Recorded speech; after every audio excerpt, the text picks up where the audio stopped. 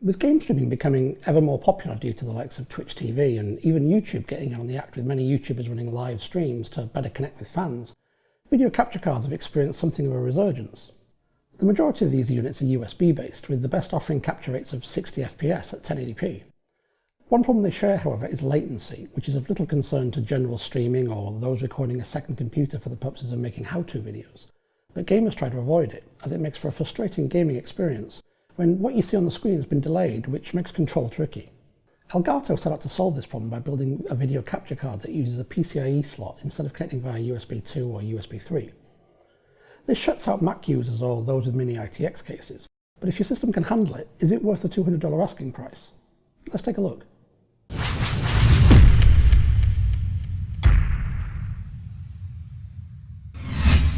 The first good feature I want to point out is that it only needs a PCIe 2.0x1 slot, which these days is the slowest of the slow. That means you can use one of those older slots on your motherboard while leaving the PCIe 3.0 slots for multiple graphics cards, PCIe SSDs, or dual 10 gigabit Ethernet cards, or any other high bandwidth device. Once you have the card installed, download the latest game capture software from the Elgato website. If you have a specific piece of software you want to use for streaming or recording, such as OBS or XSplit, you can download just the drivers.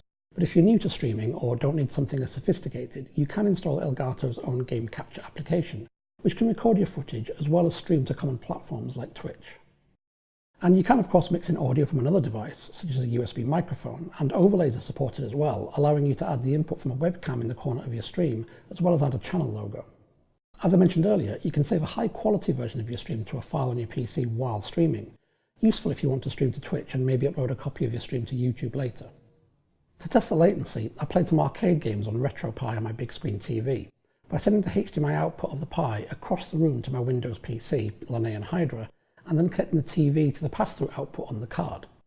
In theory, this should result in no latency whatsoever, as it's a simple pass-through, and that was indeed the case. I then connected the PC's graphics card to the TV so that in addition to the raw game footage, I could also see the webcam and so on. In this configuration, the Elgato Capture HD60 Pro is receiving the Pi's signal, overlaying the webcam and logo on it, then re-encoding it and sending the output to the computer's graphics card for display. This kind of setup would cause latency problems on a USB capture card, but on the PCIe version there was a negligible difference in performance versus the straight pass-through, which is pretty impressive. The recorded footage looks great with minimal artifacts due to a 60 megabit per second encoding rate, which is much cleaner than the 30 to 40 megabit footage that's offered by the USB cards. So it all sounds great. What are the downsides? Well, first, you need a spare PCIe slot, so anyone running a mini ITX board with a solitary slot used by their GPU is out. The same goes for laptop users. No bueno. And finally, the card only accepts HDMI sources, so retro consoles are out as well. In terms of reliability, I had no issue with the card itself. It never cut out, froze up, or reset.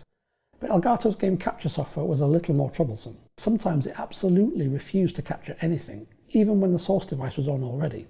This sometimes happened when I was using the Pi as an Amiga emulator. For some reason the capture card didn't like the Pi's output, which I assume was resolution related, but it had no problem with the similar resolution of an Atari ST emulator on the same Pi.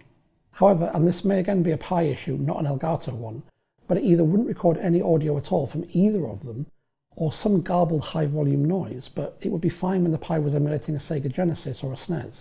Go figure. So is it worth the extra $50 over the USB 3 version? It very much depends on your use case. If you're recording how-to videos or just chatting with your audience versus gaming, then I'd have to say no. The USB version offers far greater flexibility at a lower price. But if you're game streaming and you want the lowest possible latency while playing the game, it's definitely worth the extra $50. You can even use the pass-through port for absolutely zero lag in your game view and keep watching your stream on another screen. But I just can't give this card my recommended rating, as either it or the Elgato software that accompanies it is a bit too temperamental, something I have a very low tolerance of. If you found this review helpful, let me know by hitting the like button and dropping me a comment, and check out some of my other reviews and how-tos, and don't forget to subscribe so you don't miss any future videos.